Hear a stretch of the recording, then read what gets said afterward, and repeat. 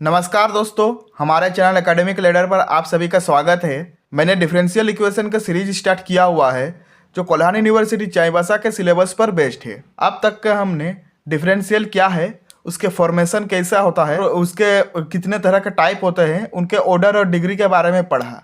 साथ ही हमने दो एग्जाम्पल्स के बारे में भी पढ़ा जो अभी आप फिलहाल देख रहे हैं। इन्हीं दो एग्जाम्पल के बारे में मैंने पिछले वीडियो में डिस्कस किया था कि इनमें से कैसे पहचाना जाए कि कौन सा डिग्री होता है और कौन सा ऑर्डर होता है। फिर भी मैं यहाँ पर फिर से दोहरा देता हूँ।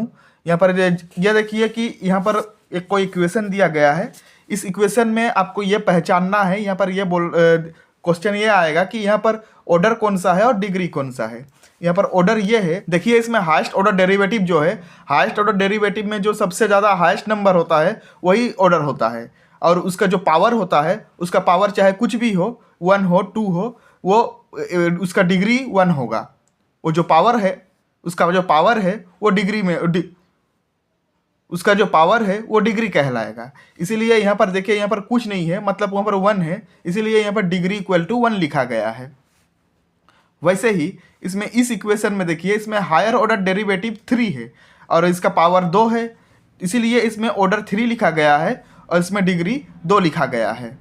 चलिए फिर हम लोग बढ़ते हैं आगे क्वेश्चन की ओर। अगला क्वेश्चन में देखते हैं, यहाँ पर जो है ये इक्वेशन दिया गया है y plus x into d y by d x plus under root 1 plus d y by d x whole square, इसका होल स्क्वायर दिया हुआ है। तो इसमें हमें यह निकालना है कि ऑर्डर कौन सा है और डिग्री कौन सा है। सबसे पहले हम लोग इसको इस तरह से लिख सकते हैं। इस तरह से लिखने के बाद हम लोग दोनों साइड स्क्वायर कर सकते हैं। दोनों साइड स्क्वायर करने के बाद हमें ये इक्वेशन प्राप्त होता है, ये इक्वेशन मिलता है हमें। फिर ये इक्वेशन को क्या करते हैं, हम लोग बराबर के इस पार ले आते हैं। बराबर के इस पार ले आने से ये इक्वेशन इस तरह बन जाता है। यहाँ पर बराबर के इस पार ले आने से इस तरफ जो हो जाएगा 0 हो जाएगा। तो इसमें हम लोग क्लियरली देख सकते हैं, इसमें से हाईएस्ट ऑर्डर डेरिवेटिव जो है ये होगा। हाईएस्ट ऑर्डर डेरिवेटिव इसलिए होगा, यहाँ पर हाईएस्ट ऑर्डर डेरिवेटिव के साथ साथ यहाँ पर हाईएस्ट डिग्री भी दिया हुआ है। तो इसलिए यहाँ पर हाईएस्ट ऑर्डर डेरिवेटिव जो है 1 होगा और डिग्री होगा 2। यह भी हो सकता है हाईएस्ट ऑर्डर डेरिवेटिव इसमें, क्योंकि इसमें भी 1 है, यह भी यहाँ पर भी 1 हो सकता है, लेकिन इसका पावर 1 है। तो इसमें हम पावर 2 है, इसीलिए हम लोग डिग्री यहाँ पर 2 लिखेंगे। फिर इसके बाद हम लोग देखते हैं अगला क्वेश्चन हम लोग देखते हैं। यहाँ पर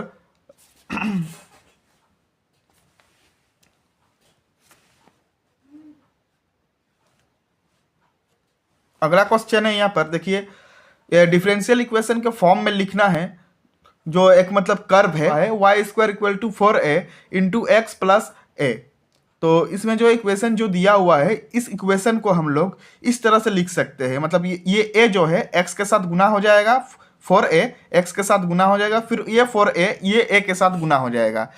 गुना होने के बाद, मल्टीप्लाई होने के बाद यहाँ पर इसको हम इक्वेशन 1 लिख देंगे। फिर इसको हम लोग डिफरेंशिएशन करेंगे दोनों तरफ अगर हम लोग डिफरेंशिएशन करते हैं तो यहाँ पर 2y d y by d x equal to 4a बचेगा। यहाँ पर इसमें हम लोग a का वैल्यू निकालेंगे। a का वैल्यू निकालने के लिए 4 को इस तरफ लाएंगे। 4 को अगर हम लोग इस तरफ लाएंगे, ये मल्टीप्लाई में है तो इधर आने पर ये डिविडेंड में होगा। तो इसीलिए 1/2 यहाँ पर हो जाएगा, बचा y d y by d x equal to a। इसीलिए यहाँ पर आ जाएगा इक्वेशन 2। इसको हम लोग इक्वेशन 2 नाम रख देंगे। फिर यहाँ पर हम लोग इक्वेशन 1 और 2 में से हम लोग a को एलिमिनेट करेंगे। a को एलिमिनेट करने के लिए हमें a का वैल्यू यहाँ पर पुट करना होगा। a का वैल्यू जो है, ये देखिए a का वैल्यू इक्वेशन 2 में मिला है, हमें इक्वेशन 1 में पुट करना होगा। तो यहाँ पर देख सकते हैं, हमने इक्वेशन 1 में पुट करने के बाद हमें ये इक्वेशन मिलता है। फिर अगला हम लोग देखते हैं, उसी इक्वेशन को हम लोग देखते हैं। यहाँ पर इस तरह लिखा गया है, इस तरह अरेंज करके लिखा गया है। इस तरह अरेंज करने के बाद फिर ये हमने दो बार लिख दिया मैंने। फिर इसके बाद हम लोग क्या करते हैं, इस y स्क्वायर को बराबर के इस पर ले आते हैं। इस y स्क्वायर को अगर बराबर के इस पर ले आएंगे तो माइनस वाई स्क्वायर हो जाएगा और यहाँ पर बराबर 0 हो जाएगा। इसी y स्क्वायर को हम लोग 2 बार y लिख सकते हैं, 2 बार y के गुना में लिख सकते हैं, इस फॉर्म में लिख सकते हैं। फिर इस y स्क्वायर को 2 बार फॉर्म में लिख सकते हैं। 2 बार फॉर्म में लिखने के बाद यहाँ से y को हम लोग कॉमन ले लेंगे। इसको कॉमन लेने के बाद बराबर के इस पर ले आएंगे। बराबर के इस पर ले आने से देखिए गुना में है अगर, तो इधर डिविडेंड में आ जाएगा तो 0 हो जाएगा। तो ये इक्वेशन हमें बचता है। ये जो इक्वेशन है ये आंसर होगा। फिर उसके बाद हम लोग देखते हैं अगला क्वेश्चन। अगला क्वेश्चन में जो है हम लोगों का दिया हुआ है कोई एक, हम लोग को डिफरेंशियल इक्वेशन में लिखना है, डिफरेंशियल इक्वेशन के कॉरस्पॉन्डिंग में लिखना है जो कोई एक कर्व दिया हुआ है, कोई एक फैमिली कर्व दिया हुआ है जो जहाँ c जो है आर्बिट्ररी कांस्टेंट। तो ये इक्वेशन को हम लोग लिखते हैं यहाँ पर और फिर इसको दोनों तरफ डिफरेंशिएशन करते हैं। डिफरेंशिएशन करने के बाद हम लोग ये इक्वेशन मिलता है जहाँ पर इक्वेशन 2 हम लोग लिखते हैं।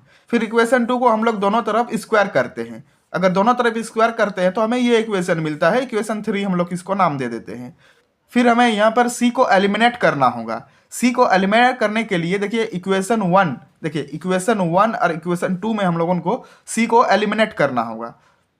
तो यहाँ पर एलिमिनेट करने के लिए सबसे पहले हम लोग क्या करेंगे, इक्वेशन 3 को इक्वेशन 1 से डिवाइड करेंगे। इक्वेशन 3 को इक्वेशन 1 से डिवाइड करने पर देखिए इसको अगर डिवाइड करते हैं, डिवाइड करने पर हमें ये मिलता है, ये मिलता है। फिर अगेन हम लोग क्या करते हैं, इक्वेशन 1 को इक्वेशन ई वाला इक्वेशन 1 को इक्वेशन 2 के साथ हम लोग डिवाइड करते हैं। अगेन हम लोग इक्वेशन 1 को इक्वेशन 2 के साथ अगर डिवाइड करने के बाद हमें ये मिलता है, ये जो dy बाई डी एक्स है यहाँ पर इसको y1 भी लिख सकते हैं क्योंकि ये एक बार डेरिवेटिव में है। फिर इसके बाद हम लोग यहाँ पर 1/2 है, 1/2 को इस पर अगर ले आएंगे, इसमें डिविडेंड में है, अगर इस पर इसको ले आएंगे तो ये मल्टीप्लाई में आ जाएगा।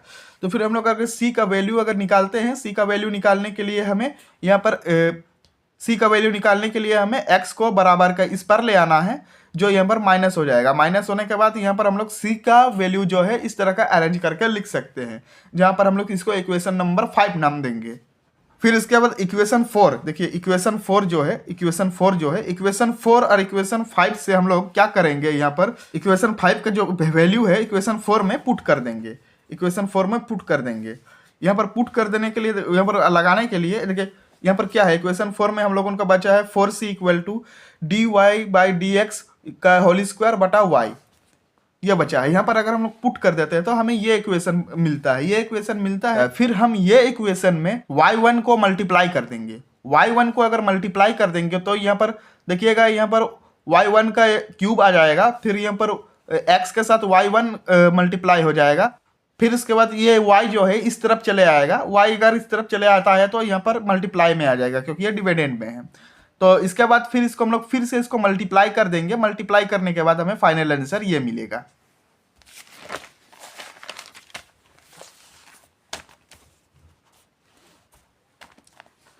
फिर अगला क्वेश्चन है, देखिए यहाँ पर बोला है कि अगला क्वेश्चन में देखिए ध्यान से पढ़िए इसको। यहाँ पर बोला है कि find the differential equation of all circle passing through the origin and having their centre on the x axis.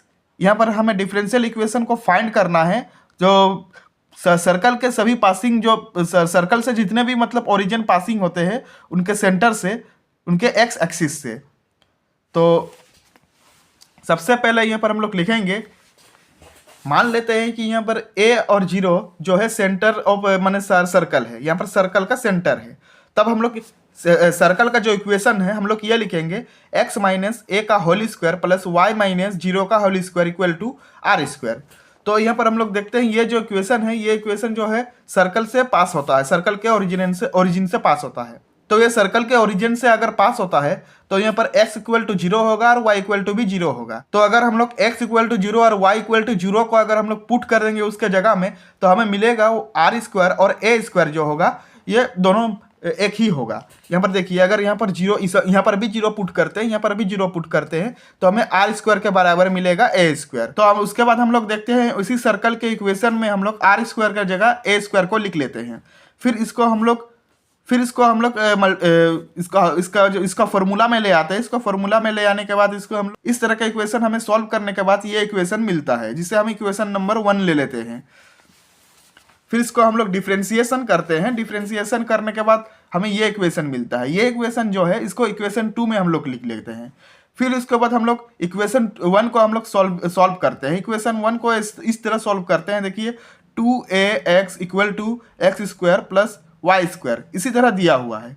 इसको अगर हम लोग 2a का वैल्यू अगर निकालने जाएंगे 2a का वैल्यू, तो x square plus y square बटा एक्स स्क्वायर होगा, जिसको हम लोग इक्वेशन नंबर 3 देंगे। अब हम लोग देखेंगे इक्वेशन 3 को हम लोग 2 में पुट करेंगे। इक्वेशन 2 में हम लोग पुट करेंगे। इक्वेशन 2 में हमें पुट करने के बाद क्या मिलता है चलिए देखते हैं। इक्वेशन 2 में अगर हम लोग पुट करते हैं तो इस तरह का हमें इक्वेशन मिल जाता है। इस इक्वेशन को सॉल्व करने के बाद हमें फाइनली ये इक्वेशन मिलता है। फिर हम अगला क्वेश्चन देखते हैं। अगला क्वेश्चन में हम ये देखते हैं कि हमें कोई एक डिफरेंशियल इक्वेशन के फॉर्म में लिखना होगा, जहां पर ए और बी को इस इक्वेशन से एलिमिनेट करना होगा। इस इक्वेशन से एलिमिनेट करके डिफरेंशियल इक्वेशन के फॉर्म में लिखना होगा। तो सबसे पहले हम ये इक्वेशन को लिख लेते हैं। ये वाला इक्वेशन का नाम हम लोग दे देते हैं इक्वेशन नंबर 1। इक्वेशन 1 का नाम देने के बाद हम लोग इसका डिफरेंशिएशन करते हैं इक्वेशन 1 का। इक्वेशन 1 का डिफरेंशिएशन करने पर हमें ये मिलता है। ये मिलने के बाद हम इक्वेशन नंबर 2 नाम देते हैं। उसके बाद फिर अगेन हम लोग इसको इक्वेशन नंबर 2 को फिर से हम लोग डिफरेंशिएशन करते हैं। डिफरेंशिएशन करने के बाद हमें फाइनली ये मिलता है।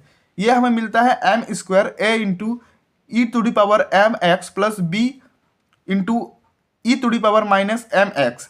इसका जो वैल्यू है y होगा। इसका y वैल्यू इसलिए होगा क्योंकि देखिए इक्वेशन 1 में उसका वही वैल्यू है, तो इसीलिए हम लोग यहाँ पर y यहाँ पर लिख देंगे फ्रॉम इक्वेशन 1। तो इसीलिए यहाँ पर जो हमें मिला है इसको हम बराबर के इस पर ले आएंगे, तो यहाँ पर आ जाएगा d square y by d x square minus m square y equal to 0। ये हमारा आंसर होगा। तो इस वीडियो में हम इतना ही क्वेश्चन करते हैं। अगले वीडियो में क्वेश्चन को कंटिन्यू रखेंगे। इसी तरह क्वेश्चन को मैं करवाता रहूंगा।